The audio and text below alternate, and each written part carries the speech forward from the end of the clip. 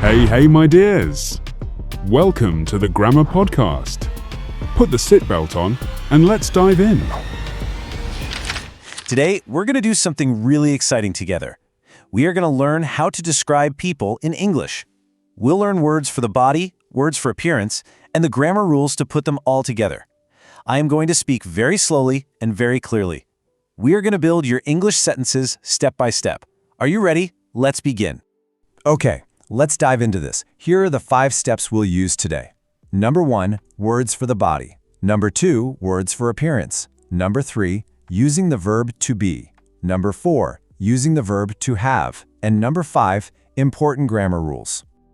Let's start with step 1, words for the body, which are our nouns for people. These are our very first building blocks. We need to learn the names of body parts. In English grammar, the names of things are called nouns. Let's look at the singular ones first. Singular just means only one. One face, one nose, one back, one body, and hair. Now, let's look at plural.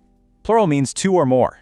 2 eyes, 2 ears, 2 arms, 2 legs, 2 hands, 2 feet. Notice how almost all of these plural words have an S at the exact end?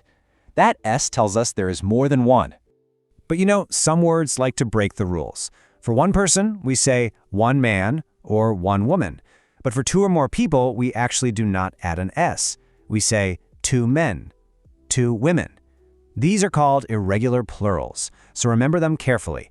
Man becomes men, woman becomes women, no S at the end.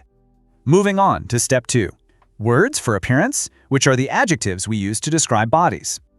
Okay, so we know the nouns. Now we need the describing words. In grammar, a describing word is called an adjective. Adjectives tell us exactly what the body looks like. I'm going to read these very slowly for you. For height and age, we have tall, short, young, old, thin.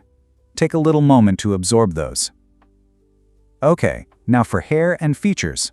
Long, short, curly, straight, wavy, big, small. Okay. And finally for colors. Blue, brown, black, green, gray, fair, dark. These are the wonderful words that add detail to our descriptions. Step 3, using the verb to be. Am, is, and are. We have our nouns and our adjectives. Now we need an action word to connect them. We need a verb. The verb to be is used to describe general facts about a person. It basically describes the whole person. We use it for general characteristics. So for example, we use it to talk about a person's height, their age, or their overall size. And this brilliantly illustrates how easy it is to build a sentence with 3 simple steps. Step 1 is the subject. That's the person. Step 2 is the verb. Am, is, or are. Step 3 is the adjective. That is our describing word. So it goes subject, verb, adjective. Using this, we can easily make positive statements, negative statements, and ask questions. For positive, I am tall. For negative, I am not short. And for a question, are you tall? Now let's look at another set. Positive, he is young. Negative, she is not old, or she isn't old. Question, is he young? Notice how the words actually change places when we ask a question? Let's practice this together. First, our subject, I. Then our verb, am. Then our describing word, tall. I am tall. Very good. Now, here is a negative example. The subject is she. The negative verb is not. And the describing word is old. She is not old. Let's transition to step 4, using the verb to have, which we also call have got or has got. We just learned how to talk about the whole person, but what if we want to talk about specific features? Well, we use a totally different verb. The verb to have, or have got, is used to describe specific parts of the body. We use it for things a person physically possesses. For example, if we want to talk about someone's eyes or someone's hair, we cannot use to be. We literally must use to have. Because we're talking about a specific body part now, our sentence formula gets one extra step. Step 1 is the subject. Step 2 is the verb, have or has. Step 3 is the adjective. And step 4 is the noun, which is the body part itself. Notice that the describing word, the adjective, must always come before the thing, the noun. Adjective, then noun. Let's guide you through some examples slowly. We have positive, negative, and questions. I have big eyes. I don't have long hair. Do you have straight hair? Now, we can also use have got, which means the exact same thing. She has got curly hair. He hasn't got small ears. Has she got blue eyes?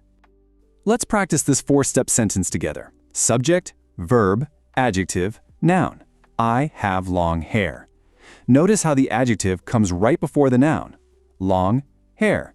I have long hair. Long hair. Excellent. And we can describe animals too. A rabbit has long ears. A rabbit is one animal, so our verb is has. Then our adjective long comes before the noun ears. A rabbit has long ears. So, the crucial point is that we need rules to make this all work. Step 5. Important grammar rules for polishing your sentences. Understanding the vocabulary is only half the job. Knowing the rules is the other half. First, we must absolutely always match the right subject to the right verb. If the subject is I, we use am or have. If the subject is one person or thing, like he, she, or it, we use is or has. And if the subject is more than one, like you, we, or they, we use are or have. Remember this matching. It's very, very important. Now, here are the 4 golden rules of description. Read them very slowly with me. Rule 1. The adjective always comes before the noun. We say short hair. We never say hair short. Rule 2. When you talk about yourself, always use a big capital letter I. Rule 3. In everyday speaking, we often use short verbs. Instead of I am, we naturally say I'm. Instead of I have got, we say I've got. And Rule 4. If you use 2 adjectives together, always put the size before the color. Big blue, not blue big. Let's look at that last rule in action. She has big blue eyes. Notice that we have 2 describing words here. Big is the size, blue is the color. The size comes before the color. She has big blue eyes. You've done such a wonderful job today. You have learned the nouns, the adjectives, and the 2 most important verbs for describing people. Now, I have a question to leave you with. Can you describe yourself? Think about the 2 formulas we learned. Number 1, I am blank. Number 2, I have blank. Try practicing right now using the rules we learned today to fill in those blanks. You literally now have the power to describe anyone in English. Keep practicing, stay curious, and thank you so much for joining me for this explainer. If you like this video, write in the comments, subscribe to the channel, give us a like, and share the video with your friends. And if you'd like to practice more, click the link up here to jump into the next English lesson.